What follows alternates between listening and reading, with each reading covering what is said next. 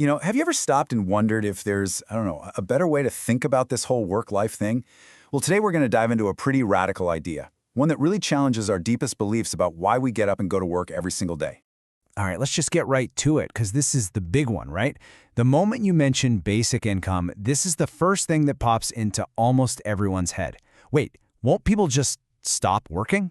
I mean, it's a totally fair question. If your basic needs are met, what's the point? But is it really that simple?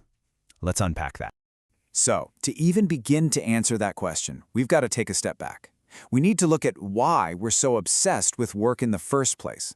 I mean, where did this powerful idea that our job defines our worth, where did that even come from? I mean, this feels totally natural, doesn't it? It's like it's baked into our DNA. In our society, being a hard worker is one of the best compliments you can get. And on the flip side, not working, well, that's seen as a kind of shame. But here's the thing. It's not some timeless universal truth. This way of thinking actually has a history. And this quote, it pretty much became the battle cry of the Industrial Revolution. Think about it. To get all those factories humming and production booming, the system needed one thing above all else, a massive, steady supply of workers. So this idea that your right to eat is tied to your labor was drilled into the culture to make sure people showed up to the factory floor day after day after day. So here's the key takeaway, the real mind bender.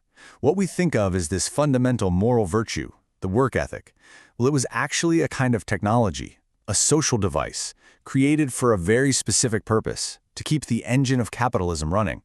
And once you see it that way, as something that was built, suddenly you realize, hey, maybe we can build something different. Okay, so what happens if we just take that old premise out of the equation? How does that change everything? This is the absolute core of what something like a basic income does. It completely severs that link between work and survival. And when that happens, wow, the entire foundation for how we've built our careers, our daily schedules, even how we see ourselves, is just completely shaken up. And that forces us to ask a totally new question, one that most of us, honestly, have never really had the luxury to ask. Why do I actually work? When you're not just working to pay the bills, your reasons can shift, They can evolve from just pure necessity to something more like purpose. And this right here, this really captures that shift perfectly. On the one hand, you've got labor for survival. That's the grind, right? Working for a paycheck because you have to.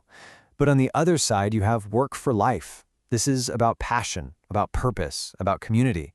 It's the difference between being forced to sell your time and being free to invest it. Now, this is a super important point and a really common misunderstanding. The idea isn't just to create a freedom not to work. A lot of people hear basic income and imagine a world where everyone's just sitting on the couch. But that totally misses the real potential here.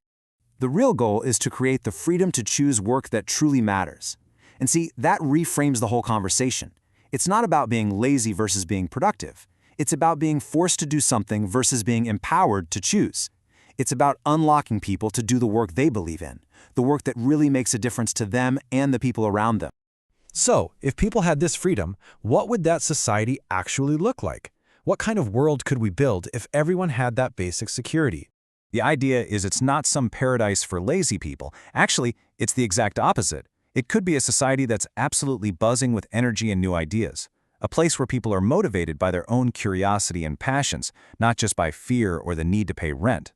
Just think about the sheer human potential we could unleash. And just look at this list. Think about all this crucial work that our society absolutely needs to function, but that we're really bad at putting a price tag on. Arts, scientific research, community service, parenting, taking care of a sick family member. This is the invisible work that holds everything together. Basic income could provide the foundation that allows this work to not just happen, but to flourish. Okay, so this brings us to the biggest, most profound part of this whole idea. Because really, we're not just talking about an economic policy anymore. We're talking about changing the entire human experience. This shift from labor for survival to work for life could actually be the path to a whole new kind of society. A society where people can finally tap back into their natural creativity. It's about moving past a system that asks, what can you produce, and moving toward one that asks, who are you, and what can you contribute? Because when you strip away all the economics and all the policy debates, you get to the core of it. What is the point of all this? Once we're not just scrambling to survive, what do we actually become free to do? The work of just living. And that's the ultimate freedom, isn't it? The freedom that this kind of security could provide. The freedom to learn, to create, to connect with others, to care for the people you love, to just be, to actually engage with the art of living your life to the fullest. So I'll just leave you with this one question to think about. If you didn't have to work to survive, if that fear was just gone and the choice was completely yours, what work would you choose to do? What would you bring into the world?